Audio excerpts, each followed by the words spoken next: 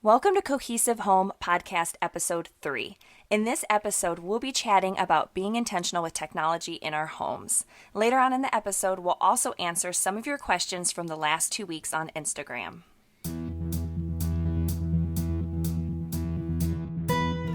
Cohesive Home is a podcast for families seeking a more intentional life. Looking for inspiration to create your ideal family culture and home? Kate and Melissa, two best friends and laid-back minimalists from opposite ends of the country, chat about all things parenthood, living simply, and crafting a happier home.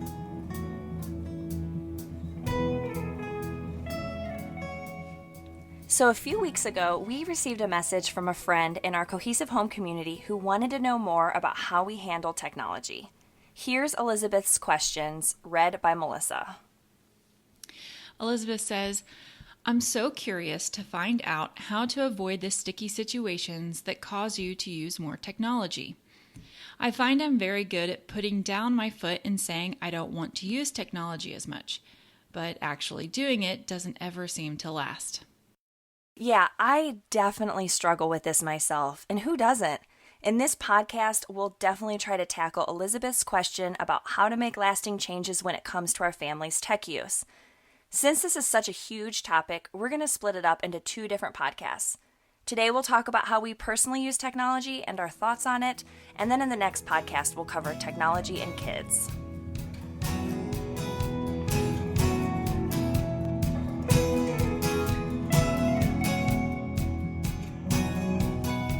So when Kate and I first met, I had recently experimented with switching back to a non-smartphone. And lo and behold, the first time I hang out with Kate, she actually shows me her little flip phone. Yeah, I was trying really hard to keep my tech use in check. And having the internet and social media so easily accessible, like literally in my pocket all day, was just too much. At the time, my oldest was 3 and I was pregnant with my second. I tried it for a few weeks, but I ended up going back to a smartphone.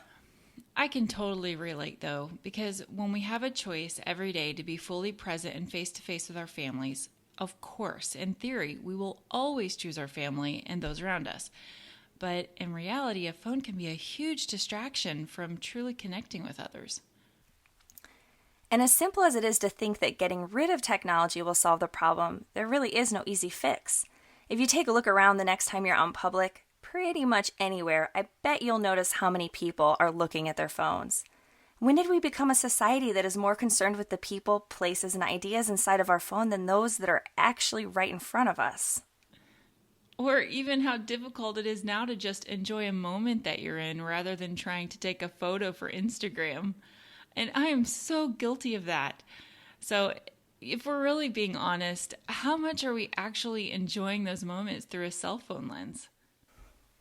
And I would guess that most people really struggle with this and are trying to figure out the rules for when to use technology and when not to. And really, I kind of blame it on the fact that most of us grew up experiencing a world without cell phones and then now a world with them.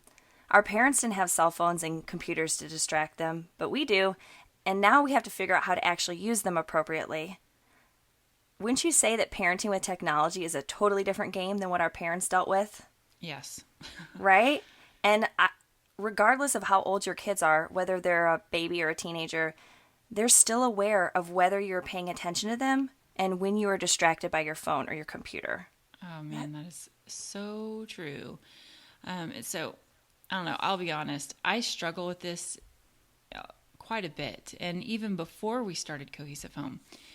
But since starting this community, I feel like I'm on my phone a whole lot more, and I'm sure you're the same, Kate. We kind of have to just, it's right. The nature of what this is. It's a community online. And I want so badly to be present with my kids. And for the most part, I really am. And because while they play, I work. And so trying to find that balance is hard, but I'm working on it. Aren't we all? Yeah. I mean, as moms, I think, and especially even working moms or working moms from home or anything like that, we all are really just trying to find that balance. Yeah, it is such a challenge. And that's the thing that we want everyone listening to know is that We are trying just as hard as you to rein in our tech use because we want to be really present with our family and friends. So I have one suggestion. Here's something that I do during the day. I either put my phone on power saving mode, which will shut down everything except the phone and text, or I just keep it simple and I put it on top of my fridge. I try really hard to not have my phone out when I'm with my kids, although sometimes I do, and I'm not proud of that. I also keep my laptop shut and put away during the day so I'm not tempted to work. Yeah, and I actually do the same thing. I usually just put it up really high so it's not in my line of vision. You know, 'cause Exactly. I think if I see it, I want to like push Touch it. Yeah, I just want to touch it. And then, of course, iPhone didn't make it any easier. You just touch it and it opens. And it's like, Of course. Half the time I do that and I go, what am I looking at? I don't remember why I opened my phone. And it's just this horrible habit. But Huge distraction. anyway, so I've actually thought another way to do it would be to install a landline, just so I don't have to have it on. And I think that, I don't know, I think it might work, but I'm not really, because does anyone even do that anymore? I'm not even sure. Right? But otherwise, I make sure that if my kids are talking to me or if they need my attention, my phone is out of sight. So like even if it's behind my back, I know that sounds kind of silly, but like I just make sure it's not, they don't see it. Not like I'm hiding it, but that it's not there in front of my face, because I don't want my kids to feel like they're competing for my attention with this little, black box, or like mine's a pink box. Right. It's just not worth it. Oh, no, it's definitely not. And I really don't want my kids to grow up and have memories of me with my phone glued to my hand. Like, oh yeah, I know mom loved me, but she never actually looked me in the eye because she was always looking at her phone. That's the kind of stuff that gives me parenting nightmares. Oh, totally. And the thing to remember is that when we turn off our phones or put them away, we're investing in our relationships with our kids. And truthfully, they're all that really matter. We can turn off our phones and guess what? Instagram will still be there later. Facebook, email, all of that will still be there when we're done with whatever else we're doing. And I'm guessing not much will have happened on there in the meantime. Exactly, but it can be so hard to start a new habit of being intentional with your phone. I know it has really helped me to have you to talk to about it, Melissa, and we've been able to encourage each other to disconnect and focus on our families during the day so that we can then connect at night to work on Cohesive Home. It's not ideal having to work at night and then try and be present with your kids during the day, but this is what's working for Melissa and I. So for those of you listening, we hope that you find a kindred spirit to keep you in check.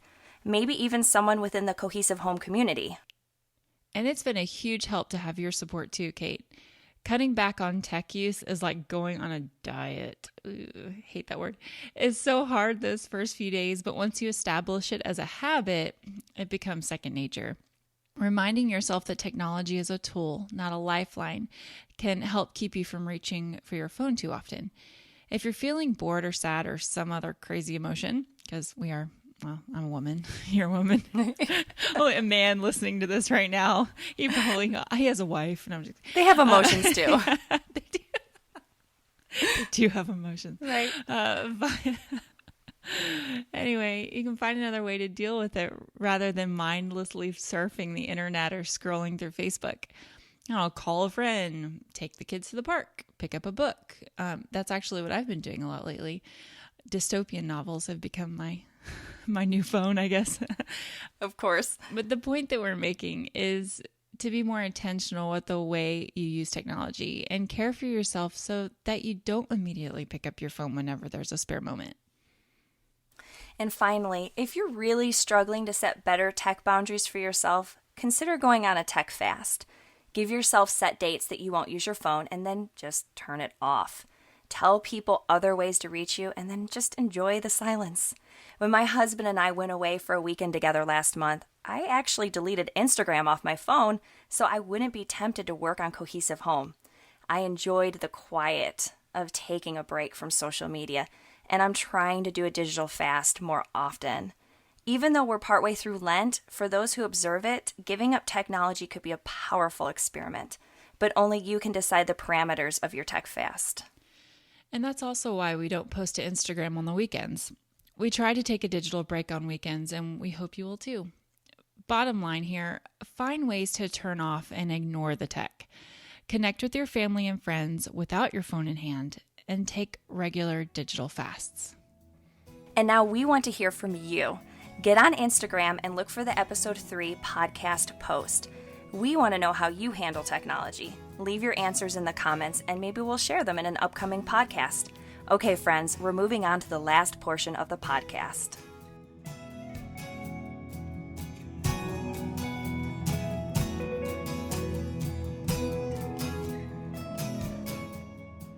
Cohesive Home is more than just a podcast and newsletter on how to live simply and intentionally, but a community that inspires change through support and encourages each other.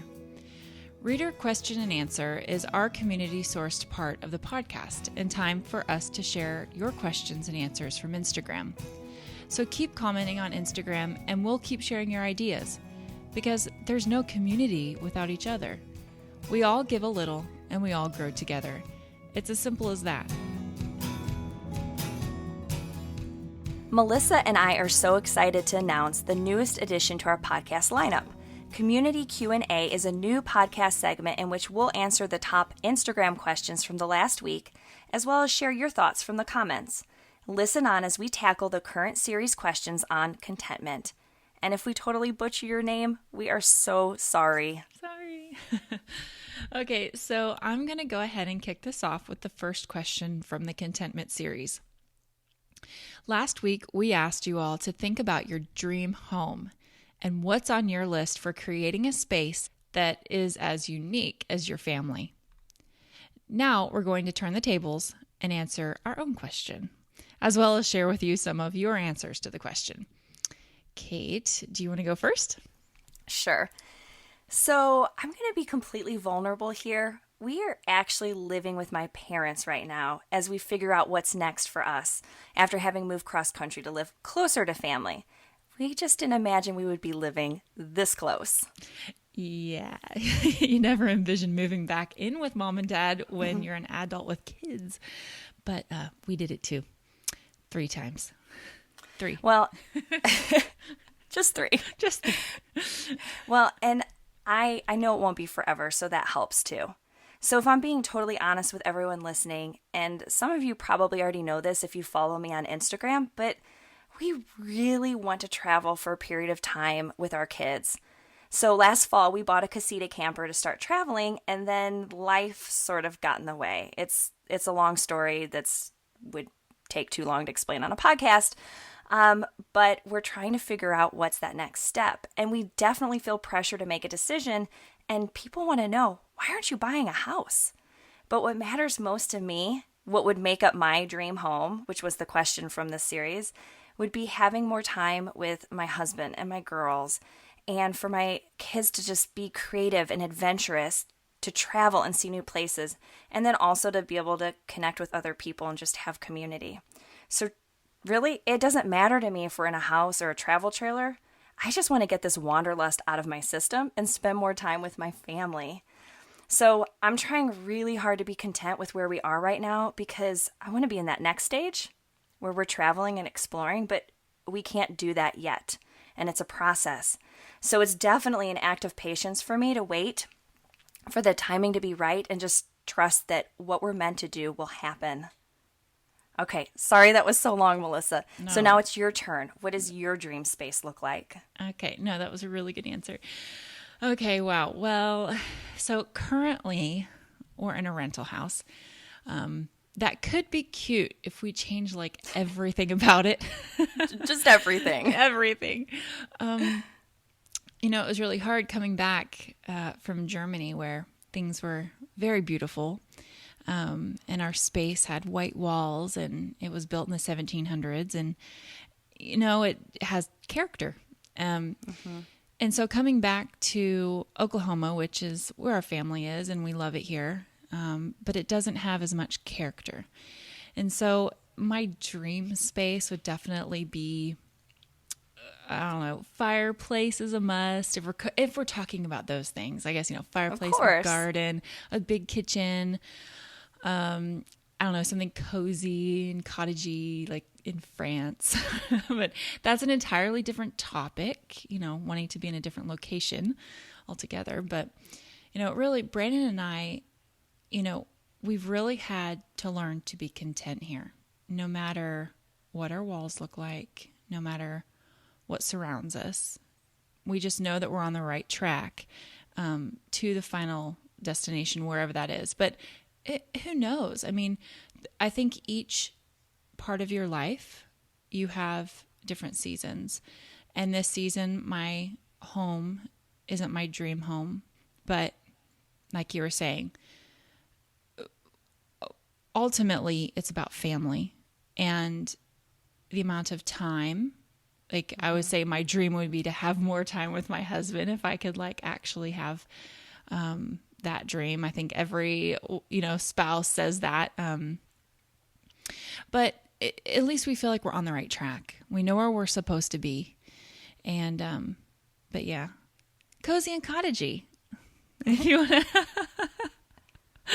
that was a long-winded answer as well. So I don't know. Oh, that's okay. One of my favorite responses actually from Emily, who her Instagram username is Emily Allings. I'm so bad. I'm sorry, Emily. But she talked about how what makes her home unique are the heirloom pieces from family members that they cherish, as well as the evidence of life. So like photographs, cat and dog hair on the furniture, laundry waiting to be folded. She's not seeking perfection, but embracing her home for what it symbolizes to her. And I just absolutely love that. Oh, I do too. I had a favorite response too that came from one of the people in our Instagram community, Mary Strecker, whose Instagram name is @Frau Strecker. Yeah, I actually connected with her when we were in Germany because she used to live in Germany. That's so cool. She has a really good Instagram feed. Okay, so check it out. Yeah. So she said that she dreams of an all-season porch, a fireplace, cushy seats and a rug, a wall bar for working out, and a space for her kids to play and work. Mary, it sounds like we're dreaming of the same place because that sounds pretty amazing. Yeah.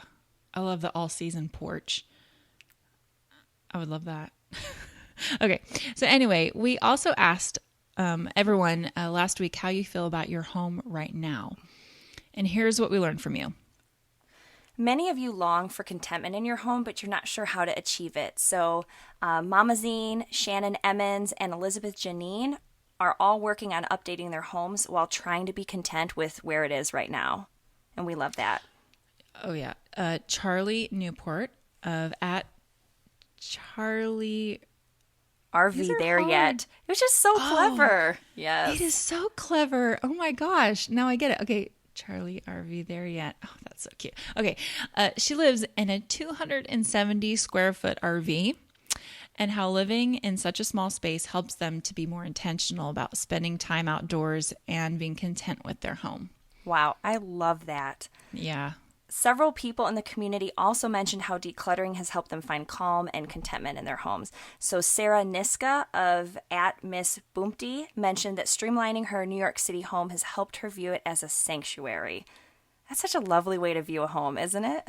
Yeah. Well, and it should be. You want to come home to something that you feel peaceful in, right? It's kind of what a sanctuary exactly.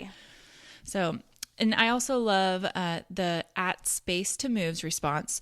She said that she felt guilty in the past for unfinished house projects, but she's trying to let go of the guilt. She said that she thinks adopting a less is more mentality has opened her eyes to what really matters. It enables her to feel good about instead of resenting her home. Those are such good words, and it's definitely something we all need to embrace. No house guilt. None. Right? I agree. Yes. Our homes are for living in, and they are not showrooms. Oh, absolutely. Yeah. Whenever I clear stuff out of one area to take an Instagram picture, that's pretty bad. But we all do it. We all do it. Okay, so we need to wrap up the podcast. And there were so many good responses, and I'm so sorry we couldn't mention all of them. But keep posting to Instagram so we can feature you in one of our upcoming podcasts. And we can't wait to share with you the next podcast. And in that podcast, we'll be covering how we handle technology with our kids and hopefully hearing from some of you as well. Thank you so much for listening to Cohesive Home Podcast, Episode 3. If you enjoyed it, will you leave us a review on iTunes and share it with your friend? We would love it if you did. Thanks again, and we'll see you next time.